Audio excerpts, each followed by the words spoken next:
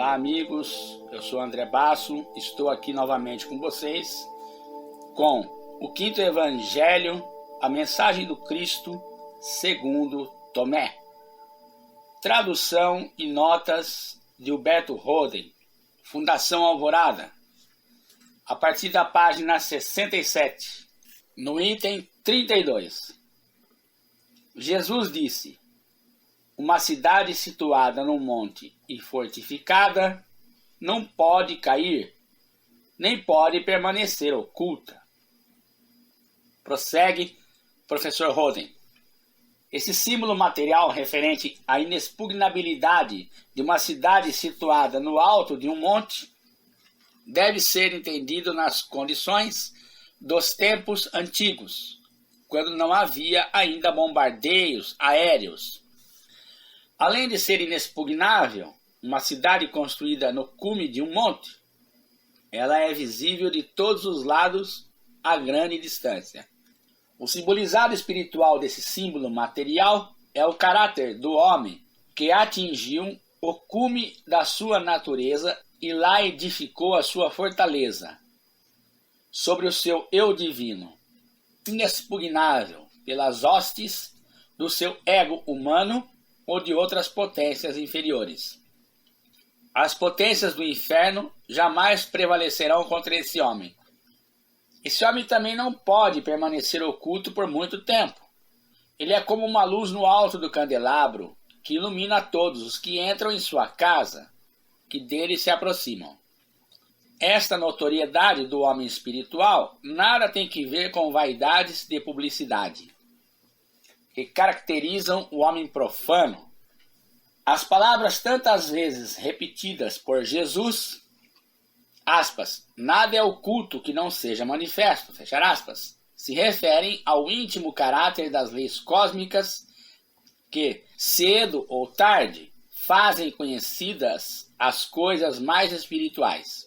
Em pleno século XX, temos exemplos disto. Quem viveu mais oculto do que Ramakrishna e Maharishi? E agora o mundo inteiro está inundado de livros sobre estes místicos anônimos. Mahatma Gandhi e Albert Schweitzer fizeram o possível para desaparecerem no anonimato. E hoje são nomes de projeção internacional. Os verdadeiros valores serão manifestados pela própria natureza da alma do universo, invisível como o átomo e visível como o cosmos. Em nossos dias, grandes empreendimentos espirituais nasceram gloriosamente e morreram ingloriamente, porque seus protagonistas cometeram o erro anticósmico de porem à frente de suas obras a pessoa e vaidade do seu ego. É impossível subordinar as leis cósmicas. Por mais bem camuflada que seja a tentativa de suborno ou de contrabando, a obra vai ser destruída quando baseada em motivos egoístas. As leis cósmicas, que são as leis de Deus, não colaboram com nenhuma espécie de egoísmo, ganância, ambição, vaidade, personalismo, etc. E, se Deus é contra nós, não adianta dinheiro nem prestígio político. A fim de garantir a perpetuidade de um empreendimento espiritual, deve o homem edificar a sua fortaleza no cume do monte sagrado do seu eu divino, e não nas baixadas do seu ego humano. Bem, e aqui comento eu. Este é um grande fato. Eu mesmo posso dar exemplo desse fato ocorrido em minha vida. Como buscador espiritual, de conhecimentos espirituais adversos, sem sectarismos e preconceitos, propriamente mais inclinado para as questões metafísicas, de ordens espirituais, dentro do prisma da vida eterna, do mundo espiritual, enfim, acabei me deparando com a figura do Ramakrishna e de Maharishi. Obviamente, isso chegou até a mim por intermédio do professor Roden nos seus livros. Em meados do ano de 2020, eu tomei nota dos livros do professor Huberto Roden. Eu sou infinitamente grato ao seu espírito eterno, onde quer que ele esteja. Certamente nós temos aí uma ligação, né, de outrora, porque as afinidades são grandes.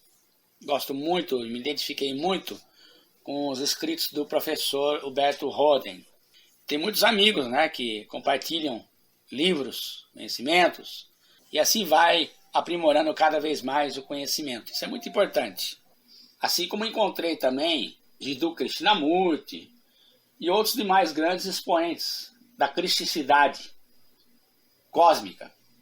Interessante que os livros do Ramana Maharshi estão sendo todos agora intermediados por uma editora chamada Satsang, lá de Sorocaba. E eles estão numa parceria lá com o Ramanashram, na Índia, onde está sendo encabeçado um trabalho por David Goodman, que é um inglês que está lá no ashram do Ramana Maharshi quase meio século. E ele, com outras pessoas que estão lá dentro dessa missão, estão transladando para vários idiomas os conhecimentos que estavam ocultados na língua tamil e no sânscrito. Alguns conteúdos que foram compilados pelo Ramana Maharshi estão chegando no Brasil por intermédio da editora Satsang, de Sorocaba. Um punhado de livros extraordinário, principalmente as Gitas, que são várias, né? Não existe só a Bhagavad Gita, mas outras também. E a Ordem Ramakrishna de São Paulo também está vinculando alguns livros que foram traduzidos, principalmente agora, de alguns tempos para cá. Esses livros de Ramakrishna estão na editora Vedanta. No site editora Vedanta você vai encontrar o Evangelho de Ramakrishna, o volume 1 e o volume 2, e outros demais livros extremamente importantes. Eu acabei adquirindo esses livros extraordinários. Também um trabalho feito de tradução das línguas lá da Índia para o Brasil. E esses conhecimentos acabaram chegando, de certa feita, agora em momento muito oportuno, em que as pessoas estão em busca de autoconhecimento e em busca da verdade onde quer que ela esteja. E o Roden foi realmente um grande campeão nesse trabalho, de compilar vários livros, quase uma centena deles, buscando o conhecimento espiritual de forma unilateral. Não só por um ponto de vista, mas por vários pontos de vista.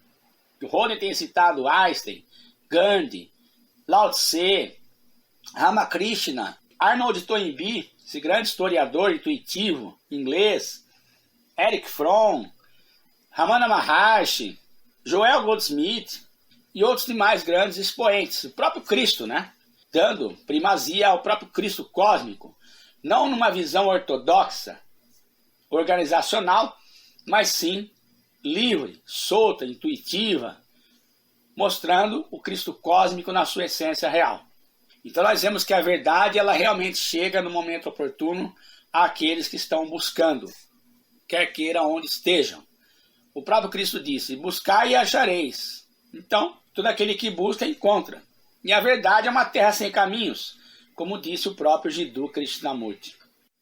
Ramana Maharshi e Ramakrishna e outros demais grandes expoentes da Índia, talvez de outras partes do mundo, não tiveram a intenção de se autoprojetar como lideranças espirituais, organizacionais. Nunca se preocuparam de fazer propaganda forçada para poder se projetar como organização de ponta no conhecimento espiritual. Não queriam eles ser o epicentro da verdade. Agiram intuitivamente, livre, de forma solta, sem esta ganância de se autoprojetar como um movimento mundial que vai cristianizar ou espiritualizar toda a humanidade. Não.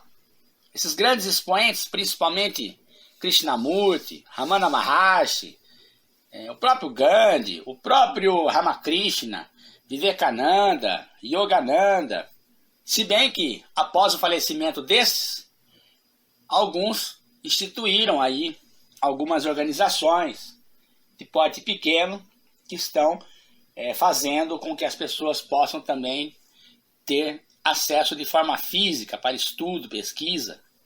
Pois bem, isso de forma saudável não há mal nenhum.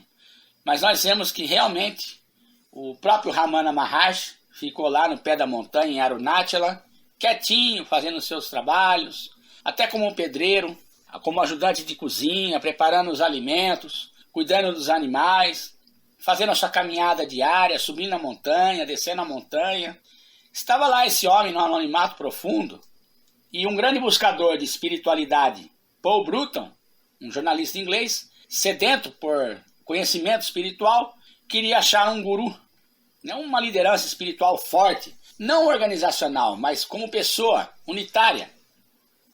E acabou parando lá no Ramanashram, do Ramana Maharshi, na Índia, e da onde ele praticamente fez aí uma publicidade nos seus livros, A Índia Secreta, muito bem conhecida, e tornou o Ramana Maharshi um expoente aí, uma pessoa bem conhecida no cenário mundial. O próprio David Goodman, que está lá quase meio século, também praticamente foi um grande buscador do conhecimento espiritual e estava nauseado de tanto buscar espiritualidade, diz ele. E um dia ele pediu dispensa da faculdade, comprava muitos livros, tinha vários livros em casa, e aí ele foi lá numa biblioteca procurar alguma coisa de ordem espiritual, e alguém do outro lado do corredor, da prateleira, que são várias prateleiras, esbarrou nos livros, e um livro caiu na mão do David Goodman. E esse livro era Ramana Maharshi e o Caminho do Autoconhecimento. Pois bem, ao ler esse livro, cessou-se toda a ânsia da busca, e ele foi parar lá nesse Ramanashram, e faz esse trabalho belíssimo de tradução desses livros magníficos que estavam ocultados para a língua inglesa, portuguesa, tem chegado ao Brasil. O próprio Moni Sadhu, que é um pseudônimo também, esteve lá com Ramana Maharshi e trouxe livros extremamente importantes, esse polonês, como Dias de Grande Paz, Samadhi, Meditação e Concentração. Moni Sadhu, que é um pseudônimo, desencarnou em 1971. Ele viveu muito tempo na Austrália. Ele veio de uma família alemã. Ele nasceu, na Polônia, mas sua língua materna era o alemão. Ele foi um discípulo do Ramana Maharshi. Moni Sadhu, entre setembro e novembro de 1939, foi prisioneiro de guerra na antiga União das Repúblicas Socialistas Soviéticas. Daquele momento até 1945, ele foi um prisioneiro de guerra na Alemanha. Depois ele foi libertado em 1945 e serviu no exército dos Estados Unidos e na França até novembro de 1946. Entre 1946 e 1948. E um fato curioso, ele viveu no Brasil por 2 anos antes de emigrar para a Austrália. E em 1949 ele passou 5 meses na Índia. Ele disse que sua ocupação era de mecânico elétrico e escritor de meio período. Quanto às suas preocupações espirituais e esotéricas, parece que de 1926 a 1933, Sadhu pertenceu a uma ordem Rosa Cruz hermética e publicou uma série de artigos sobre o ocultismo, a filosofia hermética do tarô e espiritualidade. Bem, tem a biografia dele na internet, aqueles que tiverem interesse podem se aprofundar mais sobre a personalidade de Moni Sadhu. E o próprio Arthur Osborne e sua esposa também colaboraram bastante, também trouxeram, principalmente esse que eu citei primeiramente, Ramana Maharshi e o Caminho do Autoconhecimento. O próprio Arthur Osborne e a sua esposa trabalharam duro para que esse material também chegasse ao Ocidente, em várias línguas. Então nós vemos que o tempo é amadurecido. Aquela palavra do Cristo não foi em vão. Dias virá em que Deus não mais será adorado em templos de pedras feitos por mãos humanas, mas Deus será adorado em espírito e verdade, ou seja, dentro da criatura. Vós sois deuses, disse o Cristo, vós sois a luz do mundo, vós sois o sal da terra, vós sois o templo do Deus vivo, o reino de Deus está dentro de vós. Tudo é uma questão de amadurecimento. Os indivíduos vão evoluindo e vão fazendo a sua emancipação dos movimentos organizacionais. Outros não, permanecem nas suas organizações, mas já vão fazendo a transição para poder ter uma espiritualidade de forma livre, na vida diária, pesquisando, lendo, buscando, sorvendo os conteúdos de forma antissectária, porque a verdade é uma terra sem caminhos, como disse o próprio Jiddu Krishnamurti. Está certíssimo. Este também, Jiddu Krishnamurti, desfez a Ordem Estrela do Oriente, um movimento teosófico poderoso, riquíssimo. A Ordem da Estrela no Oriente, que foi fundada pela Sociedade Teosófica em 1911, para proclamar a vinda do instrutor do mundo. Krishnamurti foi nomeado líder da Ordem em 3 de agosto de 1929, dia da abertura do acampamento da Estrela Anual em Hommen, Holanda. Krishnamurti dissolveu esta ordem diante de 3.000 membros. Jiddu Krishnamurti não quis ser visto como um messias. Foi lá, fez uma fogueira, dissolveu a Estrela do Oriente, aquela organização, e fez o seu caminho, a sua senda, diretamente em si próprio. Não foi liderança nenhuma de movimento espiritual. Milhares de pessoas tiveram uma grande decepção de não ver Krishnamurti como um grande avatar, uma grande entidade ali a encabeçar um movimento. Ele não quis saber disso. Por isso ele disse, a verdade é uma terra sem caminhos. Bom, deixo aqui as minhas palavras. Quem tiver interessado nessa joia, Quinto Evangelho, a mensagem do Cristo segundo Tomé, tradução em notas do professor Huberto Holden, da editora Alvorada. Existe também a edição da Martim Claret. Fiquem à vontade, na internet vocês vão achar esse conteúdo de forma física ou em PDF, provavelmente tenha, disponível aí na internet para baixar e para você estudar. Ou para comprar também, para ter na sua estante, em sua casa. Um abraço a todos.